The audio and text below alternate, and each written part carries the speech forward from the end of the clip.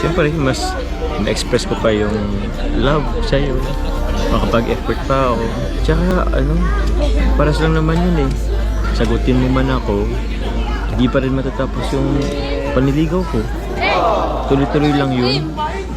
Di ba nga, sabi ko nga kanina sa kanta, kahit maputi na ang buhok ko. Habang buhay na yun, hanggang sa pagtanda natin, liligawan pa rin kita.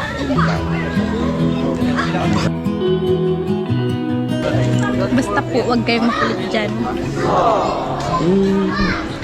Kunting kulit lang naman. Baka lang kasi makalimutan mo. After nito, anong gagawin mo na pagkatapos ito? Tutulungan ko po sila mama pag-pipit. Ito? Grabe sabi ng paghanda ng may ginawa sa atin. Di ba may nag-ano dyan? May nag-cater niyan? Opo.